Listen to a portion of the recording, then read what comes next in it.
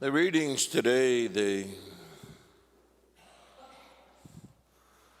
put in really sharp focus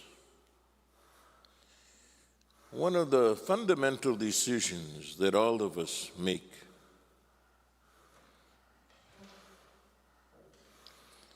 Because, when you scratch the surface of almost everybody,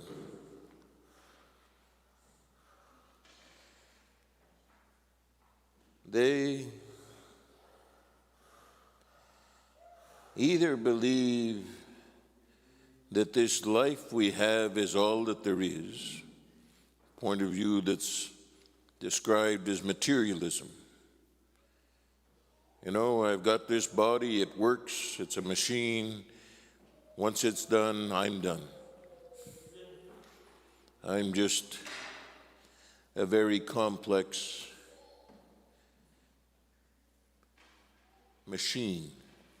And everything in this world is just a complex machine with balances and things like that. But there's nothing really beyond that. It's all an accidental thing.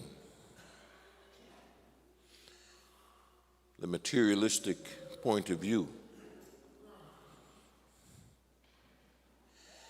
And there's also, and I suspect there might be a few more people here who have the point of view that there's a spiritual realm outside of the material realm. And there is something beyond. And that when you die, there might be something that continues of you in a different way, in a new way. And that spiritual reality is part of who you are.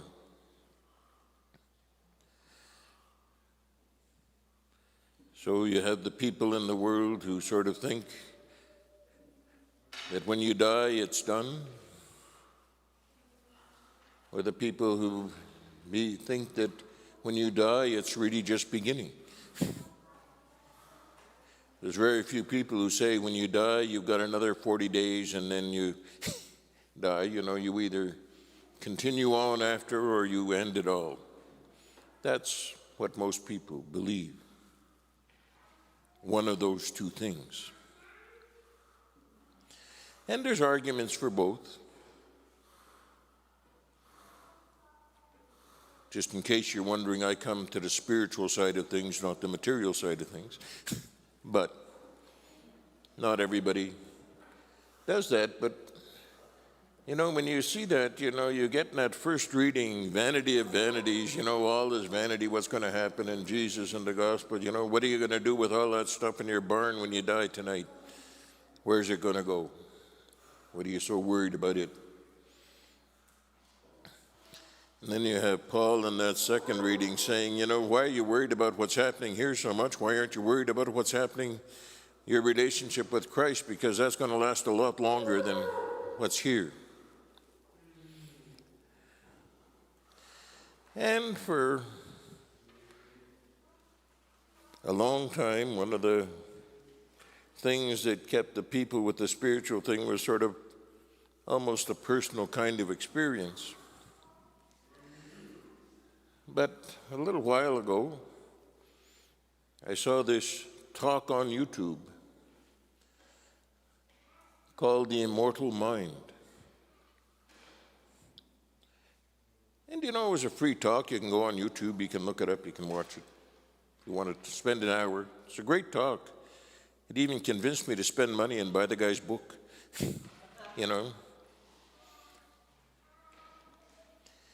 And the person who gave the talk, who wrote the book,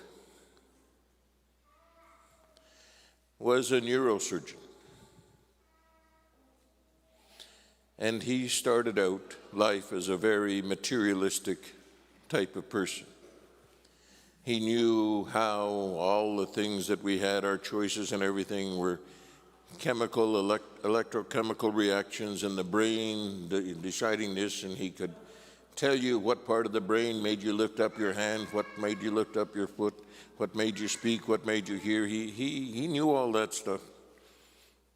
He knew that we were a well-oiled machine. And when things went wrong, he knew how to get out his surgical tools and sometimes fix things. Because, you take your car to a mechanic, you take your brain to a neurosurgeon, sometimes to get it fixed up. And then something happened. He had a child, a son. And he fell in love with this little person right away and began to think, I wonder where this little person could have come from. But he knew that it was another new machine, but this machine had been entrusted to him, and he was going to have a relationship with it. And then as the child, his son, developed, it became clear that he was probably going to be autistic. And he was never really going to have a relationship with his son, who would never really know who he was. He would never watch him play baseball or hockey or anything. And this son would probably never gaze into his eyes and know, that's my dad. And this person who had spent his life learning how to fix brains felt totally hopeless with this one brain that wasn't working the way that he wanted. But he continued with his work, and he went to visit one of his patients who was in a Catholic hospital. And although he didn't believe in God or anything, when he was walking out, he was so upset about this situation with his son. They had a chapel there, and he stopped.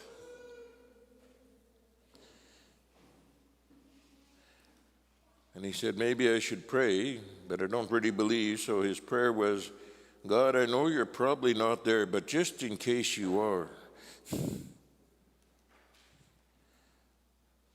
I really am sad that my son will never know who I am, even though I do things. And if you are there and if you could do something, that would be so wonderful. But I know you're probably not there, but I don't know why I'm even here, but I'm just really so affected by this reality.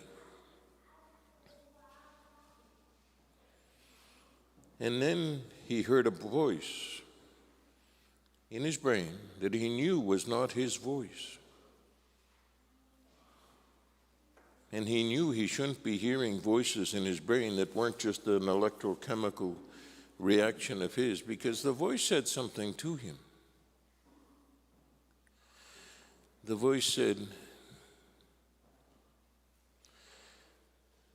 well, now as you look at your son, maybe you know how I feel about you,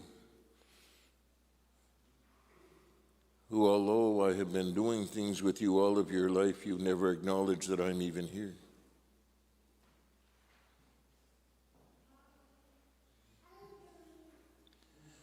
And that one little sentence shook him.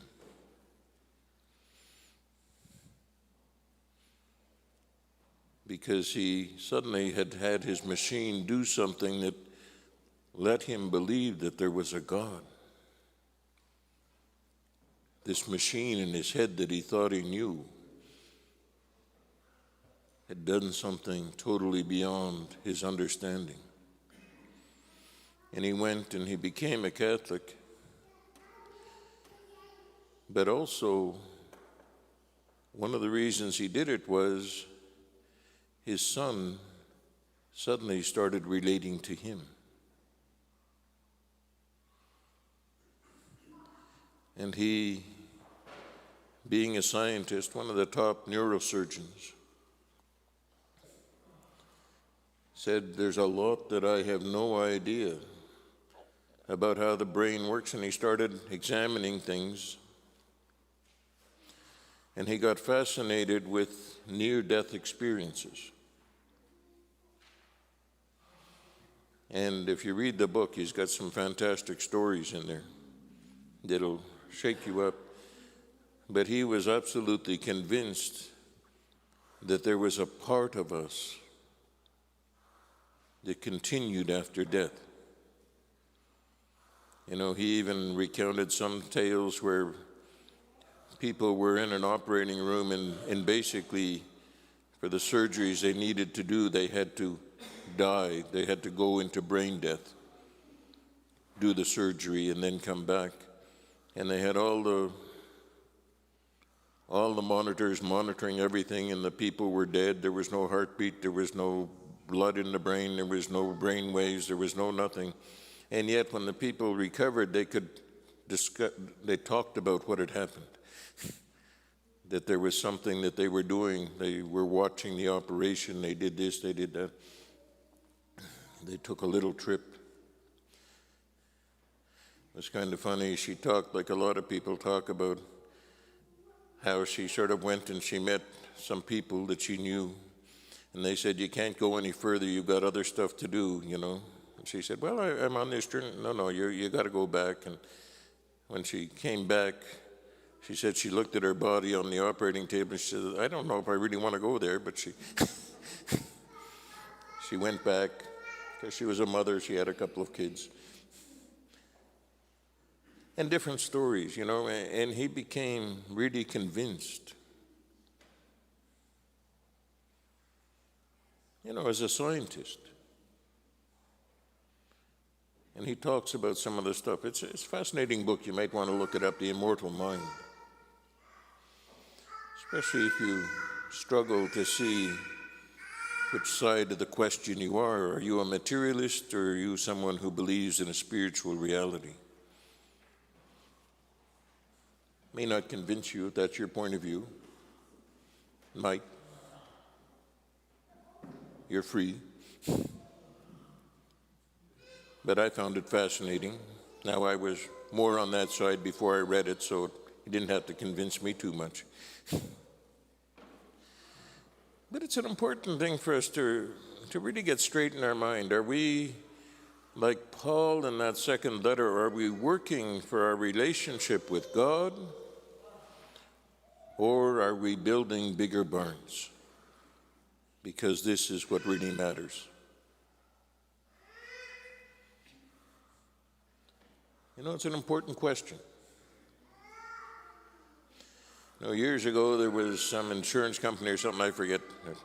I'm getting old, I can forget 2 or 3 new things every day, you know, but there's this ad about, you know, how are you planning for your retirement? You know, are you going to have enough finances to sort of have the retirement you want?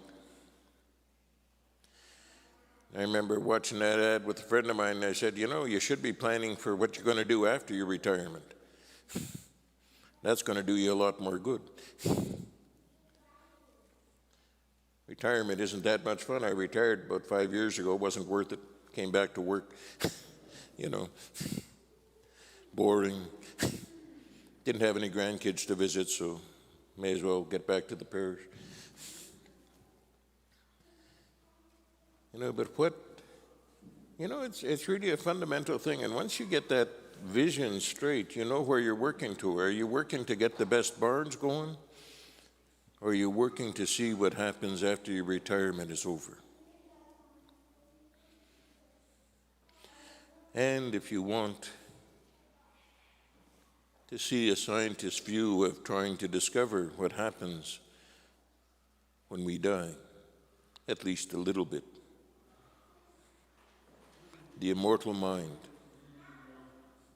You can look it up on Google. YouTube has a video, he gives a talk on it. Might be worth your while.